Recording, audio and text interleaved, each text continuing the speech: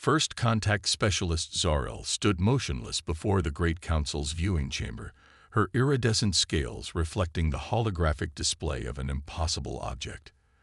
The massive vessel that had appeared at the edge of Confederation space defied every principle of shipbuilding the galaxy's civilizations had established over millennia of spacefaring history. "Explain it again," demanded High Counselor Varix. All 6 of his sensory stalks focused intently on the projection. "The vessel appeared 3 standard cycles ago," Zarel began, her voice steady despite her inner turmoil. "It emerged from what we initially believed to be an uninhabited sector. Our long-range scanners detected an energy signature unlike anything in our databases, a harmonious oscillation that seemed to ripple through space itself. The vessel in question rotated slowly in the holographic display. Nearly 2 kilometers in length, its hull was an elegant blend of sweeping curves and reinforced armor plating. But what truly captured the Council's attention was the massive transparent dome at its center, a structure that served no apparent tactical purpose. "Most peculiar," murmured Council member Tykes, her crystalline form chiming softly as she moved closer to the display. "The energy readings suggest weapons capabilities that would rival our most advanced battleships, yet the internal configuration is entirely impractical for a warship," finished Zarel.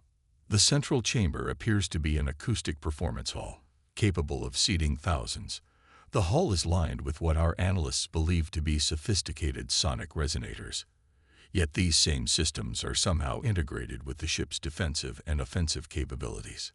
The Council chamber fell silent as the implications sank in. A species advanced enough to achieve interstellar travel, yet primitive enough to waste precious ship space on entertainment. It was unprecedented. The silence was broken by the sudden appearance of a new hologram, a transmission from the vessel itself. A bipedal figure appeared, its form both familiar and alien. The creature wore what appeared to be a formal uniform, black with gold trim, and held what the Council would later learn was a conductor's baton. "Greetings, noble species of the galaxy. I am Captain Sarah Chen of the Terran Symphony vessel Beethoven. We come representing humanity, bearing both music and the means to defend it." The translation matrix took a moment to process the unusual greeting, but the intent was clear. This was first contact. High Counselor Varix's sensory stalks wavered slightly, a sign of deep contemplation. "You pilot a vessel of contradictions, Captain Chen. Our scans indicate substantial military capability, yet you speak of music." The human's expression shifted into what their database would later identify as a smile. "The Beethoven is humanity's first interstellar cultural embassy. We believe that art, particularly music, represents the universal language of sentient beings. But we also understand that the galaxy can be a dangerous place. We would be poor custodians of our cultural heritage if we could not protect it." As if to emphasize her point, the hologram expanded to show the Beethoven's central chamber. Rows of seats surrounded a central stage where dozens of humans sat holding various instruments. The ceiling was a masterwork of acoustic engineering, designed to capture and project sound in ways that the Council's scientists were still struggling to comprehend. "We would be honored to demonstrate both aspects of our vessel's capabilities," Captain Chen continued. "With your permission, we would like to approach and offer a performance that might help explain humanity's perspective on the cosmos." The Council members exchanged glances, their various forms expressing a mixture of curiosity and concern. It was Zarel who finally spoke up. "Captain, our sensors indicate that your acoustic systems are somehow linked to your weapons array. How can we be certain this performance isn't a prelude to hostile action?" The human captain's smile widened slightly.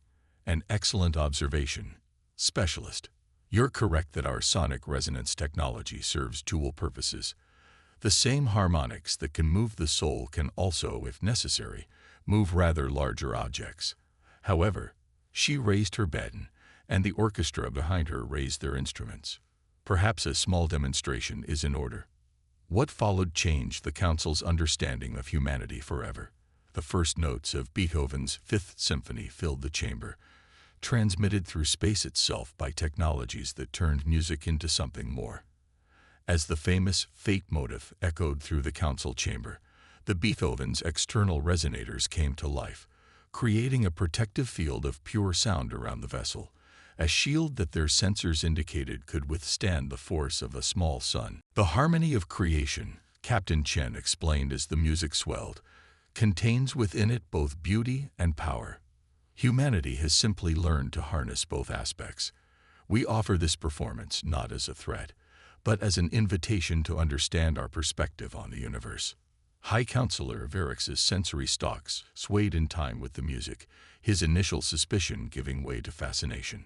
In all my cycles, I have never encountered a species that would build a warship around a concert hall. Ah, but that's where you're mistaken, Counselor, Captain Chen replied.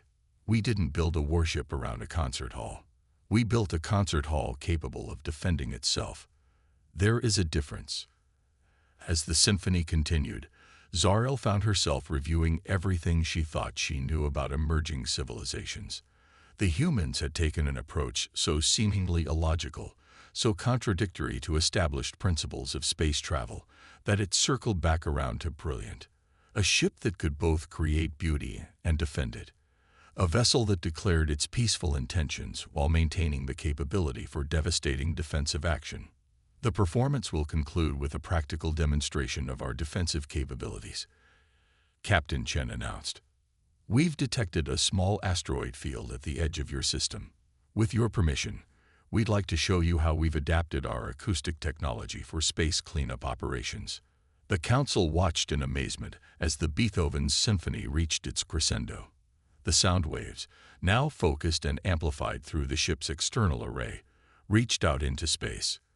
The asteroids began to vibrate, then shatter, pulverized by precisely calculated harmonics that reduced them to dust while leaving nearby space completely unaffected. Sound in space, murmured council member Tex. They've mastered sound in space. Technically, we've mastered vibration at a quantum level, Captain Chen corrected. Music is simply how we choose to control it. Now, shall we discuss cultural exchange?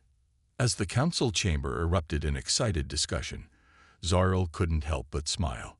The humans had achieved something remarkable. They'd made their first contact, not with weapons drawn or shields raised, but with a symphony. Yet they'd done so from a position of absolute defensive security. It was, she had to admit, a masterpiece of diplomatic engineering. The galaxy would never be quite the same after this day. And somewhere in the vast chamber of the TSV Beethoven, humanity's first interstellar orchestra continued to play, their music echoing through the cosmic void as a testament to their species' unique approach to the stars. The diplomatic chamber aboard Station Harmony was designed to accommodate 17 different species of spacefaring civilizations, but today it felt particularly crowded. 2 weeks had passed since the arrival of the TSV Beethoven, and representatives from across the Confederation had gathered to witness humanity's formal presentation of their credentials. First Contact Specialist Zariel observed from her elevated platform as Captain Chen stood before the assembled dignitaries. The human wore what she had termed a conductor's uniform, though its militant cut hadn't escaped the notice of the more martial species present. The acoustic principles we've developed, Chen was explaining, her hands moving in precise gestures as she spoke, allow us to manipulate matter at a fundamental level. Music isn't just art for us anymore. It's become the framework through which we understand the universe itself. A holographic display showed the complex wave patterns generated by the Beethoven's resonator arrays. Several of the crystalline delegates chimed in appreciation. They, more than most, understood the power of harmonic frequencies. Fascinating, rumbled Ambassador Krotok, his massive reptilian form leaning forward. But surely such technology has limitations. In real combat, the station's emergency sirens cut him off mid-sentence. Red warning lights bathed the chamber in an ominous glow. Multiple unidentified vessels dropping out of FTL, announced the station's eye. Energy signatures match known Ravager configurations. The chamber erupted in panic. The Ravagers, a nomadic species that rejected all attempts at diplomatic contact, were infamous for their brutal raids on civilian installations. Several delegates immediately moved toward the emergency shelters, while others called frantically for their ships to begin emergency departure procedures. Captain Chen's voice cut through the chaos like a blade. The Beethoven stands ready to assist in station defense. She touched a small device on her collar. Commander Park, begin Concert Protocol Alpha. Through the station's viewports, they could see the Beethoven's external configuration changing. Panels shifted, revealing arrays of resonators that began to pulse with a soft blue light. But what caught everyone's attention was the music that suddenly filled the station's communication channels. Tchaikovsky's 1812 Overture, Chen explained to the bewildered aliens as she strode toward the tactical display. Historically composed to commemorate a successful defense against invasion. We find it appropriate. The first Ravager ship emerged from FTL directly in front of the station, its angular form bristling with weapon ports. It was immediately met by a wall of concentrated sonic energy from the Beethoven that caused its shields to flare brilliantly. As I was saying, Ambassador, Chen continued, as if the battle were merely an extension of her presentation, our acoustic technology does have limitations, but we've learned to work within them quite effectively. The station's tactical display showed 5 more Ravager vessels appearing, spreading out in a standard attack formation. The Beethoven's response was anything but standard. The human ship began to move in what appeared to be a dance, each maneuver precisely timed to the music that continued to play throughout the station. The music serves multiple purposes, Chen explained as she watched the battle unfold. It helps our crew maintain timing and coordination, allows our acoustic systems to establish resonance patterns, and, quite frankly, it improves morale. The assembled diplomats watched in fascination as the Beethoven demonstrated exactly why humans had chosen to combine art and warfare. The ship's sonic weapons pulsed in perfect time with the music, each blast precisely calculated to match the resonant frequencies of the Ravager shields. Where traditional energy weapons would have taken minutes to wear down their defenses, the Beethoven's acoustic attacks simply bypassed them altogether. You see, Chen continued, her voice taking on a lecturer's tone, shields are designed to deflect energy and matter. But sound is both and neither. The right frequency, properly applied, can pass through shields as if they weren't there. A Ravager vessel learned this lesson the hard way as a concentrated blast of sonic energy caused its hull plates to vibrate at their resonant frequency. The ship didn't explode. It simply shook itself apart, scattering into a cloud of components that had once been a fearsome warship. Of course, Chen added, we prefer to use less destructive frequencies when possible. Commander Park, if you would demonstrate. The Beethoven's next attack utilized a different harmonic pattern. The targeted Ravager ship didn't break apart. Instead, its crew could be seen stumbling through their viewports as the carefully modulated sound waves disrupted their sense of balance and coordination. A variation on what we once called brown note technology, Chen explained to the increasingly impressed audience, extremely effective for crew incapacitation without permanent harm. The remaining Ravager ships, facing a defense they had never encountered and could not counter, began to retreat. The Beethoven's final sonic blast, perfectly timed to the crescendo of Tchaikovsky's masterpiece, disrupted their FTL drive initiations, forcing them to flee at sublight speeds. As the music faded and the emergency lights returned to their normal configuration, the diplomatic chamber was filled with a very different kind of tension than before. The assembled representatives were looking at Captain Chen, and by extension, humanity, with new eyes. You choreographed that entire battle to music, Ambassador Krotok stated, his voice a mixture of disbelief and admiration. Of course, Chen replied with a slight smile. Humanity has always believed that if something is worth doing, it's worth doing with style. Now, shall we return to the matter of our diplomatic credentials? I believe we were discussing the practical applications of our acoustic technology. Zarel noticed that no one was questioning humanity's qualifications anymore. The species that had built a warship around a concert hall, or perhaps a concert hall capable of defending itself, had just demonstrated exactly why they would be a valuable addition to the Confederation. As the diplomatic proceedings resumed, now with significantly more enthusiasm from all parties involved, Zarel couldn't help but wonder what other surprises humanity had in store. One thing was certain. The galaxy had just witnessed the birth of a new form of warfare, one conducted to the beat of humanity's own unique symphony. In the aftermath of the Ravager attack, the TSV Beethoven had become the center of attention throughout Confederation space. 3 days after the battle, First Contact Specialist Zarel found herself aboard the human vessel, part of a delegation chosen to better understand humanity's unique approach to space travel. The Beethoven's main concert hall was even more impressive in person than it had been in holograms.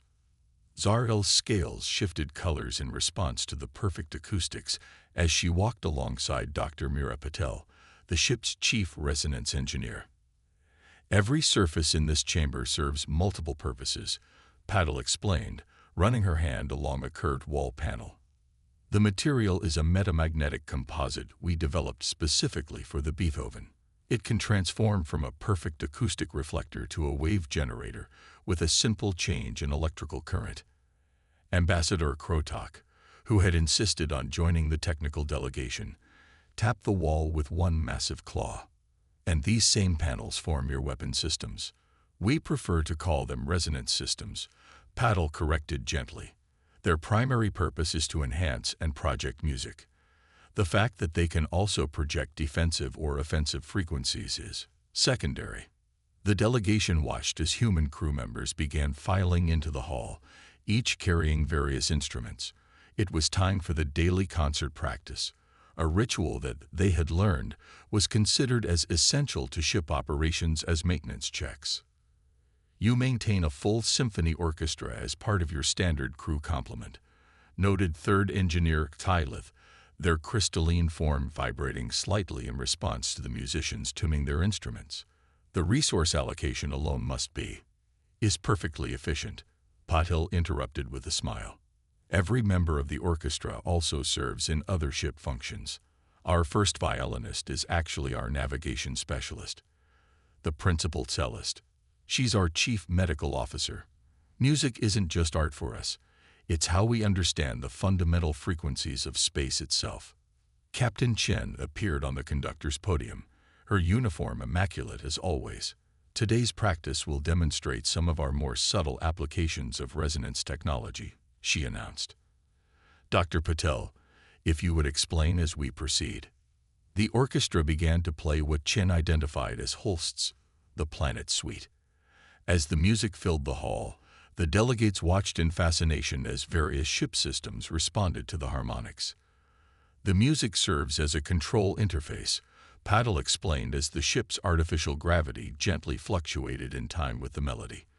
Different frequencies activate different systems. We can adjust shield harmonics, modulate sensor arrays, even fine-tune our FTL drive, all through musical patterns that our crew instinctively understands. But why? Asked Zaril, genuinely curious. Surely traditional control systems would be more efficient. Efficiency isn't everything, Patel replied, her eyes following the movement of Chen's baton. Humans have always found that we perform better when we can connect emotionally with our work.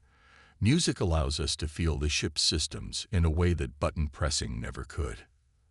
As if to demonstrate her point, the orchestra transitioned into a new movement, and the holographic displays around the hall came to life.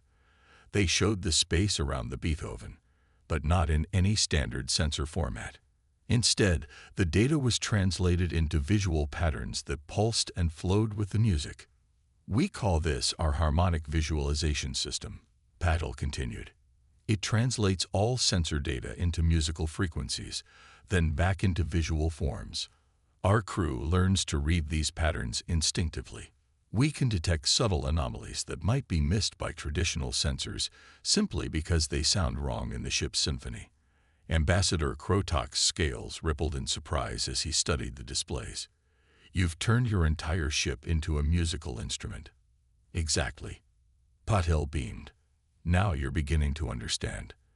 The Beethoven isn't just a ship with a concert hall. It's a single, unified instrument played by its entire crew working in harmony. The demonstration continued as the orchestra moved through different pieces, each showcasing another aspect of the ship's integration of music and technology. They watched as sound waves were used to perform delicate repairs on the quantum level, saw how harmonics could be used to establish communication with species whose language centers operated on entirely different principles. But the most important application, Chen announced as the orchestra prepared for their final piece, is one we discovered almost by accident. Ambassador Krotok, you might find this particularly interesting. The music that filled the hall now was different, more primal, more resonant with the bass frequencies of life itself. As it played, Zariel noticed something extraordinary. Every member of the delegation, regardless of their species, was responding to it. The crystalline delegates chimed in harmony, the energy-based life forms pulsed in rhythm, and even Ambassador Krotok's usually rigid posture had relaxed into a gentle swaying motion. We call this piece the bridge, Chen explained softly. It works with the fundamental frequencies that all known forms of life share. The rhythm of molecular bonds, the pulse of quantum states, the very vibrations that make up matter itself. When we play this, we're not just making music. We're speaking in the universe's native tongue. Zariel felt it then, a connection that transcended species barriers, a harmony that made perfect sense of humanity's seemingly contradictory approach to space travel. They hadn't built the Beethoven this way because it was efficient or logical.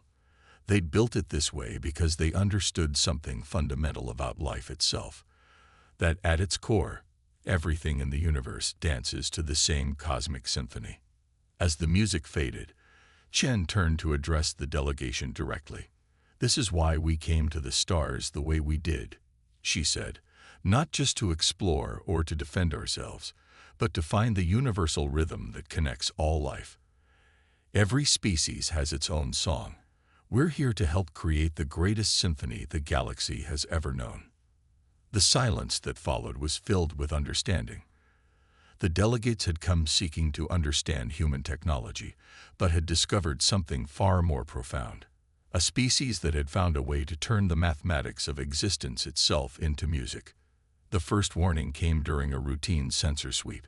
The Beethoven's harmonic arrays detected an anomaly in the resonant frequency of nearby star HD 783, known to the local species as Lumeria. At first, it seemed like a minor discordant note in the cosmic symphony, but Captain Chen recognized the implications immediately. The star's core harmonics are destabilizing, she announced to the assembled emergency council aboard Station Harmony. The holographic display showed wave patterns that even non-humans could recognize as deeply wrong. We estimate total collapse within 72 hours. The news hit hard.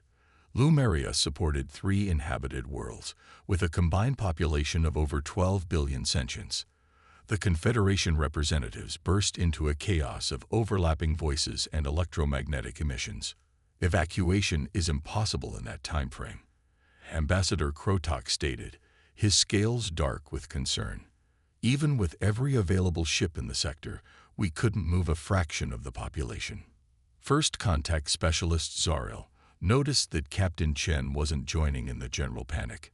Instead, the human was studying the harmonic patterns with an intensity that suggested she saw something the others didn't.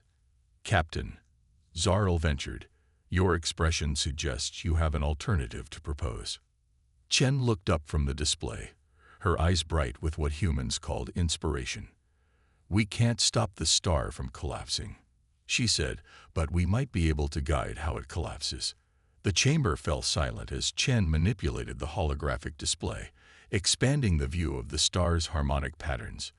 Every celestial body has a natural frequency, what we humans once called the music of the spheres. When stars die, they don't just explode. They sing their final song. If we can modify that song. You want to use your acoustic technology on a stellar scale. Third engineer Silith's crystalline form vibrated with disbelief. The power requirements alone would be beyond any single ship's capabilities, Chen agreed.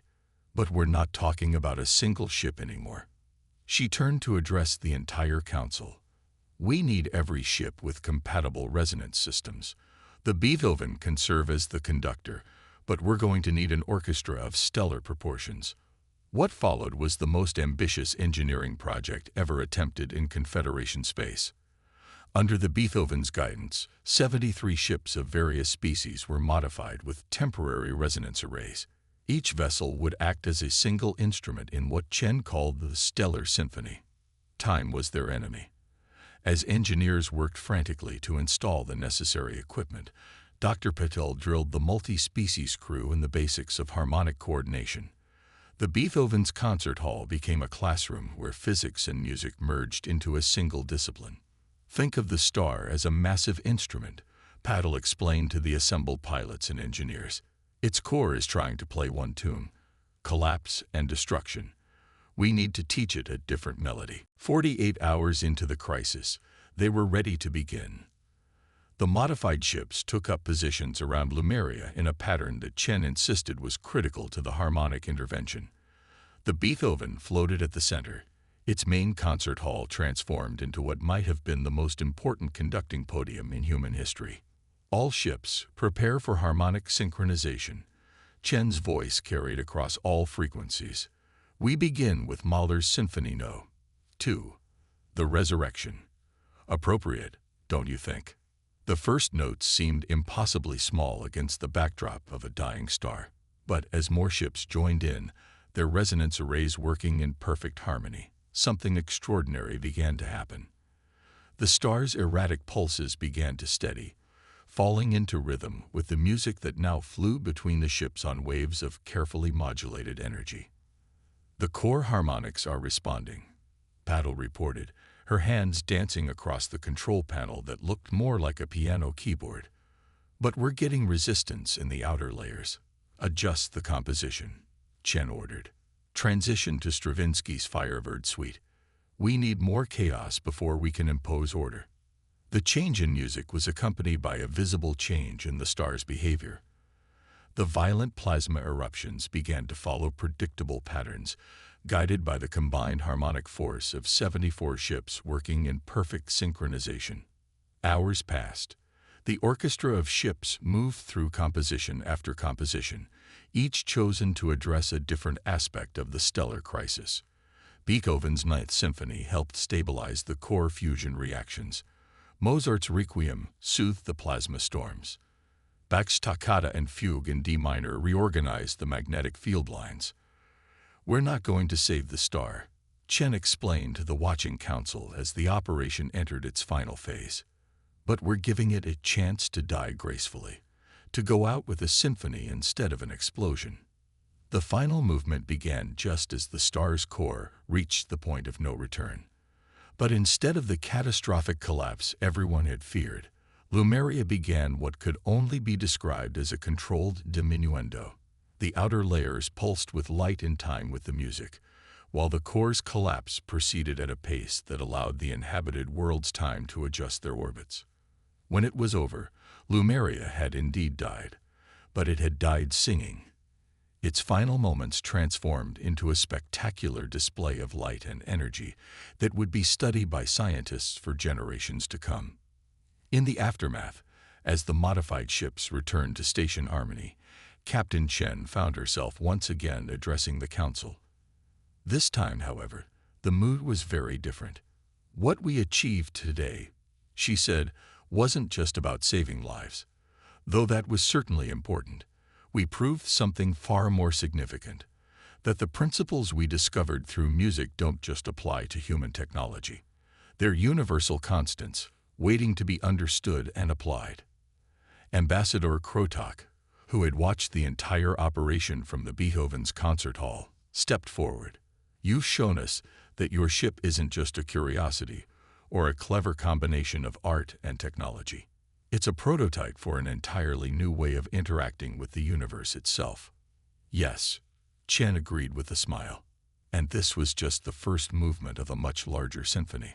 3 months after the Lumeria event, as it came to be known, the TSV Beethoven's concert hall was filled to capacity with representatives from across the Confederation. The occasion marked humanity's formal admission into the galactic community, but it had evolved into something far more significant. First Contact Specialist Zariel, now officially appointed as Earth's primary diplomatic liaison, watched from her specially designed acoustic pod as Captain Chen took the conductor's position. The stage before her was unlike anything in human or alien history, a true interspecies orchestra. When we first arrived in Confederation space, Chen addressed the assembled dignitaries. We spoke of music as a universal language. Today, we demonstrate that principle in its purest form. The orchestra before her was a stunning display of galactic diversity.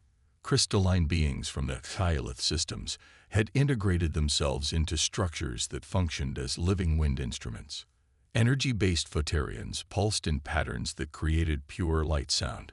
Even the massive Krotok had discovered that their natural bioresonance could be tuned to create profound bass frequencies.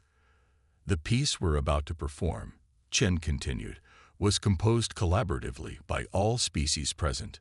We call it Harmonies of the Void, the first truly universal symphony. Dr. Patel, seated at what appeared to be a standard piano, but was actually a quantum harmonic controller, initiated the first movement. The sound that filled the hall defied traditional description. It was music that operated on multiple levels of reality simultaneously, a melody carried by photon oscillations, harmonies in gravitational waves, rhythms in quantum fluctuations. Ambassador Krotok's contribution resonated through the subatomic fabric of space itself, while Xylith performers created crystalline overtones that would have been impossible for any single species to achieve. Human instruments provided a framework that tied these exotic sounds together into a coherent whole. The music we create today, Chen's voice carried over the rising symphony, represents more than just cultural exchange. It demonstrates a fundamental truth we've discovered about the universe, that harmony exists at every level of reality, waiting to be discovered and expressed. The Beethoven itself joined in, its massive resonance arrays turning the entire ship into an instrument that played across multiple dimensions of spacetime. The effect was overwhelming, not just sound, but a direct experience of the underlying mathematics that governed existence itself. In the audience, representatives from dozens of species found themselves experiencing the performance in ways unique to their biology. Plasma-based life forms perceived it as patterns of electromagnetic resonance. Silicon-based intelligences processed it as pure mathematical relationships. Yet somehow, impossibly, it all worked together. This, Chen announced during a brief pause between movements, is why we built our first interstellar ship around a concert hall. Not because we were impractical or romantically attached to our arts, but because we understood something fundamental about the nature of existence, that everything, from quantum particles to galaxy clusters, moves to an underlying rhythm. The final movement began with a subtle human melody, a simple tune that grew more complex as each species added their own interpretation. The crystalline harmonics of the Hyalith merged seamlessly with Krotok subsonic pulses. Photerian light songs wove through human string sections. Each species maintained its unique voice while contributing to something greater than any could achieve alone. As the performance reached its crescendo, the Beethoven sensors detected something extraordinary.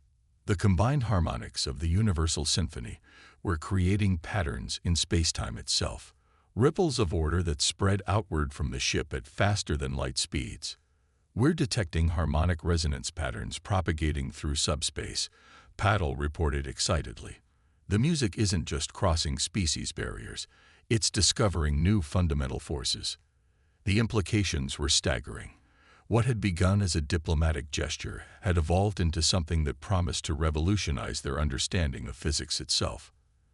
The Universal Symphony was revealing new ways to manipulate space, time, and energy, all through the power of harmonically orchestrated cooperation. The performance ended not with a dramatic finale, but with a gentle diminuendo that left echoes rippling through multiple dimensions of reality. In the silence that followed, Captain Chen turned to address the assembled species one final time. "What we've created here today, it is more than music," she said. "It's a prototype for our future. Every species brings its own unique resonance to the universal symphony. Together, we can achieve harmonies that none of us could even imagine alone." Ambassador Krotok, his massive form still vibrating with the lingering harmonics, spoke for many when he responded. "When your ship first arrived, we thought you impractical dreamers, building warships around concert halls. Now we understand. You weren't just reaching for the stars, you were learning to play them." As the assembly dissolved into excited discussion of future collaborations and possibilities, Zaril caught Captain Chen's eye. The human smiled in that peculiar way her species had. "You know," Chen said quietly, "when we first developed our acoustic technology, some called it a waste of resources. They said we should focus on traditional space travel methods, but we believed that understanding the music of the universe was just as important as navigating it." "And now?" Zaril asked. Chen gestured to the interspecies orchestra, still buzzing with the energy of their historic performance. "Now we know we were right. The universe isn't just a collection of physical laws and random chances.